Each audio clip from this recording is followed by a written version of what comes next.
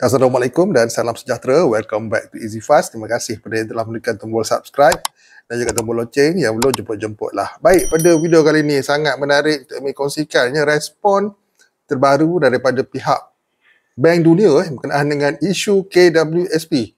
Jom kita mulakan. Baik, pada posting dan juga pada video sebelum ni dan info terkini yang pernah disiarkannya, Bank Dunia ada menyarankan kepada negara kita, Malaysia, agar had usia persaraan tu dinaikkan menjadi 65 hingga 70 tahun.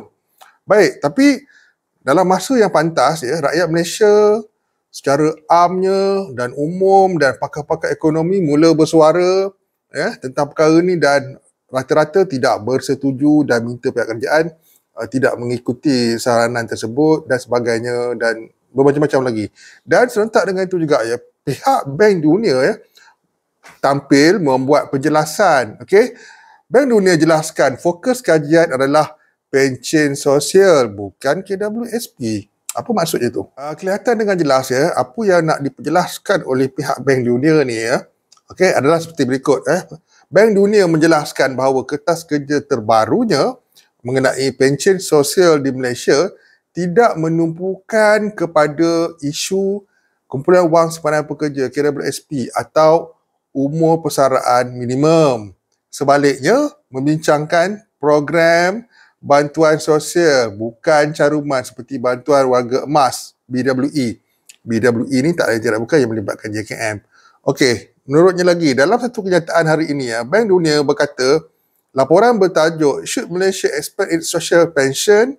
A Global Evidence Design Issue and Options itu menilai keberkesanan dan reka bentuk skim pencen sosial bukan caruman, khususnya BWE dan bukannya sistem caruman seperti KWSP.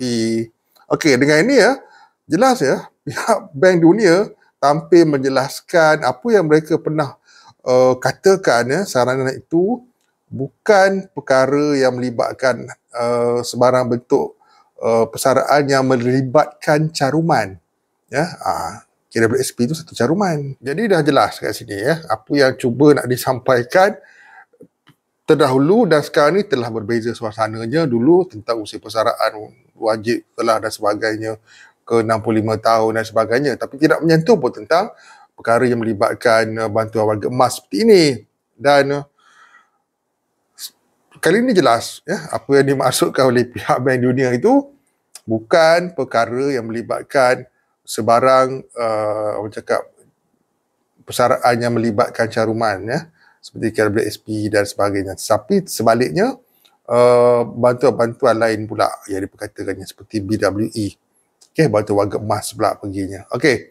Amin tak nak cakap apa-apa, cuma apa yang Amin nak jelaskannya, ini semua berlaku jelas apabila rakyat mula bersuara, pakar-pakar ekonomi pun ada yang bersuara, lantas pihak Bank Dunia mengeluarkan satu kenyataan yang sebegini. Jadi kalau beginilah ceritanya, maka pencarum-pencarum yang bakal menerima orang cakap cukup umur persaraan, kita bolehlah tarik nafas lega sikit tentang kenyataan ini.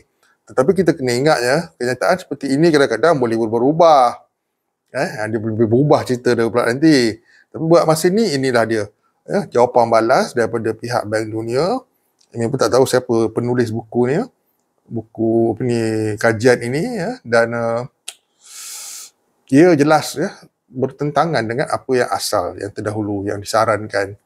Tapi tak kisahlah, yang penting ia tidak melibatkan wang KWSP anda. Kalau nak diadakan persaraan ke umur 65, apa implikasinya, apa efeknya pada pihak kerajaan dalam menanggung warga emas ni. Itu dah isu lain dah. Dan ia tidak melibatkan KWSP pun. Tapi at least ada respon balas yang kita boleh faham dengan jelas. Apa yang dimaksudkan oleh pihak Bank Dunia itu tiada kena-mena dengan persaraan yang bersifat caruman seperti KWSP. Baik, setakat ini info yang keluar. Dan kita boleh faham dengan jelas lah. Dan kita harap statement ni tak berubah-ubah lagi. Itu saja. Kalau bukan KWSP, maka bukanlah. Janganlah kona kot lain kata orang. Semoga jelas. dengan apa yang disampaikan berita terkini untuk kita semua. See you guys in my next video. Assalamualaikum. Bye-bye.